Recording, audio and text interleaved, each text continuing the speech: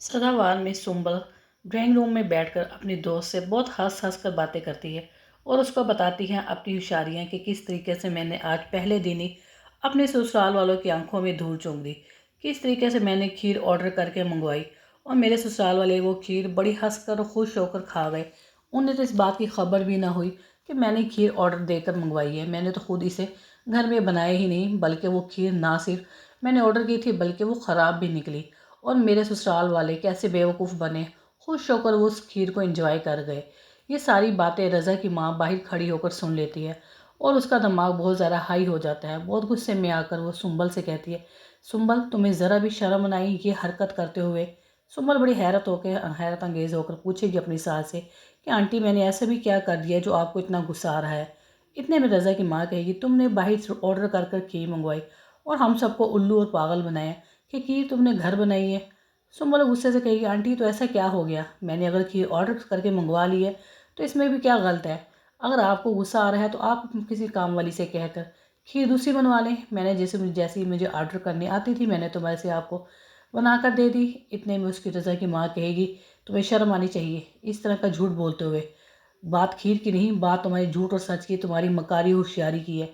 तुमने किस मकारी होशियारी से हम सब की आंखों में धूल झोली और पता नहीं आगे आगे और तुम क्या करोगी और क्या कहोगी। सुंबल को भी गुस्सा आ जाएगा और वो भी कह देगी, मेरी बात सुने आंटी, मैं यहाँ पर रज़ा की बीवी बनकर आई हूँ, कोई यहाँ पर मेड या काम वाली या कुक बनकर नहीं आई कि आपको खाने बना बना कर मैं दूँ। आपका अगर दिल करता है तो काम वाली से कहकर आप कुछ भी पकवा लिया करें। मुझसे कुछ भी नहीं होता है घर के काम और ना ही मैं कुछ पका कर आप लोगों को दे सकती हूँ। रज़ा की माँ जब ये सुनेगी तो उसे बहुत ज़्यादा दुख होगा और वहाँ से रोती हुई चली जाएगी। मदीहा जैसे ही देखेगी अपनी अम्मी को कि उसकी मम्मा कैसे रोती हुई गई है, फ़ौरन से सुंबल को कहेगी, सुंबल तुमने मम्मा को ऐसा क्या कह दिया है वो यहाँ से रोती हुई गई है।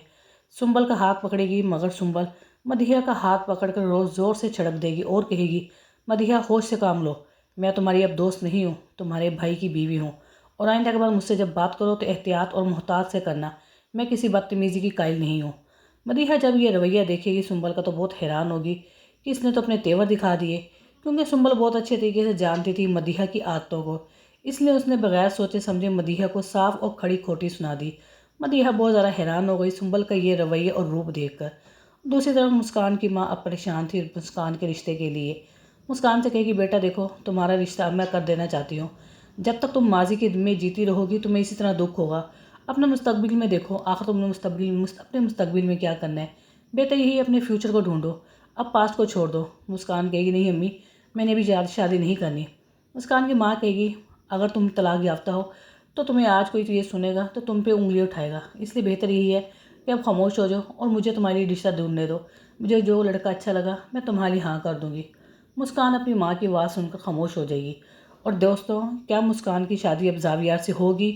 क्या हारून के दोस्त साथ उसका बेटा जावियार उसे कबूल कर लेगा या नहीं? अपनी राय का हमें इजाज़त दीजिएगा। वीडियो पसंद है तो लाइक, चैनल को सब्सक्राइब करें। ज़्यादा दें। ओके, थैंक यू, अल्लाह हाफिज़।